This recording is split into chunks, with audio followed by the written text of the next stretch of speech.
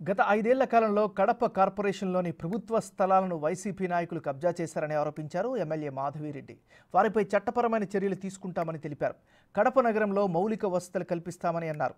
గంజాయి స్మగ్లింగ్ చేసిన, మహిళలపై దాడులు చేసిన కఠిన చర్యలు తీసుకుంటామని హెచ్చరించారు.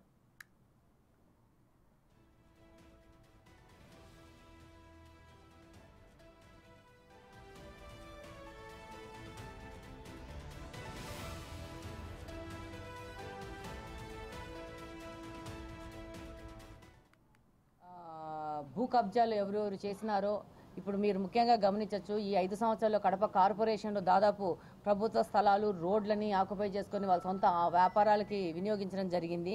మీడియా వాళ్ళే ఈ యొక్క ఆర్టికల్స్ కూడా పబ్లిష్ చేస్తూ ఉన్నారు. దానిలో భాగంగా ఎన్నో స్కూళ్ళల్లో వాటర్ ప్లాంట్స్ పెట్టుకున్నారు ప్రైవేట్ వ్యక్తులు వచ్చేసి. అసలు స్కూళ్ళల్లో వాటర్ ప్లాంట్కి అసలు పర్మిషన్ ఎవరు ఇచ్చినారో కూడా అర్థం కావట్లేదు. దాదాపు ఇప్పుడు కూడా లోపల వచ్చేసేసి ఆకు వీధిలో స్కూల్లో ఒక వాటర్ ప్లాంట్ పెట్టుకున్నారు మేడం, మీరు అది తీపిచ్చండి అని ఇప్పుడే 1 నిమిషం ముందు కూడా వచ్చి చెప్పిపోయారు. అలాగనే ఇక్కడ కూడా సిఎస్ఐ స్కూల్ దగ్గర కూడా మున్సిపల్ స్కూల్లో ఇంకా వైఎస్ఆర్ కాలనీలో కూడా ప్రభుత్వ దాంట్లో వాటర్ ప్లాంట్ పెట్టడం జరిగింది. ఇవన్నీ తీయాల్సిన అవసరం ఉంది. వాళ్ళు పెట్టిన వాళ్ళకి మీ ద్వారా తెలియజేస్తున్నారు, ఎంత తొందరగా వీలైతే అంత తొందరగా తీసేయండి, లేకపోతే దానికి తగిన చర్యలు చట్టపరంగా తీసుకోవడం జరుగుతుంది. పర్మిషన్ ఇచ్చిన వాళ్ళను పనిష్ చేస్తాము, పెట్టిన వాళ్ళను కూడా పనిష్ చేస్తామని సందర్భంగా తెలియజేసుకుంటున్నాను. దాంతోపాటు జెడ్పీ ఆస్తులు కానీ, పోలీసు సంబంధించిన వాళ్ళ ఆస్తులు కానీ, ఇంకా ప్రభుత్వ ఆస్తులు ఏవైనా కానీ అవన్నీ కబ్జాలకు గురి అంటే వాటన్నిటి మీరు ఎంత తొందరగా వీలైతే అంత తొందరగా మిమ్మల్ని మీరు కరెక్షన్ చేసుకోండి మీ ద్వారా వాళ్ళకి విజ్ఞప్తి చేస్తున్నాను. నిన్న కార్పొరేషన్లో కూడా ఇదే చెప్పాము కమిషనర్ గారి ముందు. ఏవేవి ఆక్యుపై చేసినారో వాటన్నిటిని మీరు ఒకసారి పరిశీలించి వాటిని వెకేట్ చేయించాల్సిన అవసరం ఉంది. అలాగనే మొన్న వైఎస్ఆర్ కార్యాలయము అక్రమంగా కట్టుకున్న దాన్ని మనం అందరం వెళ్ళి చూడడం జరిగింది.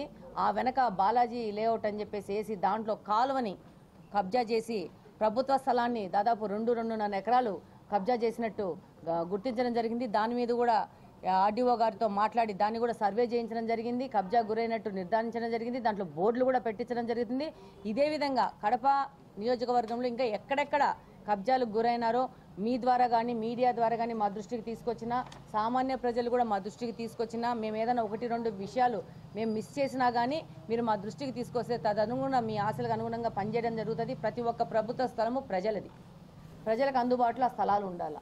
ఫ్యూచర్ అవసరాల కోసం వాటిని మనము ప్రిజర్వ్ చేసుకోవాలి. ఇలా ఈ 5 సంవత్సరంలో ఈ వైసీపీ సంబంధించిన నాయకులు దాడులు చేసి కబ్జాలు చేసుకుని అక్రమ సంపాదనలు, అక్రమ ఆస్తుల కూడబట్టుకోవడం జరిగింది. అవన్నీ మళ్ళీ ఈ 5 సంవత్సరాలు తీసేసి ప్రజలకు అప్పచెప్పేసి ప్రభుత్వానికి అప్పచెప్పాల్సిన బాధ్యత మనందరి మీద ఉంది కాబట్టి ఆ విధంగా పనిచేయడం జరుగుతుంది.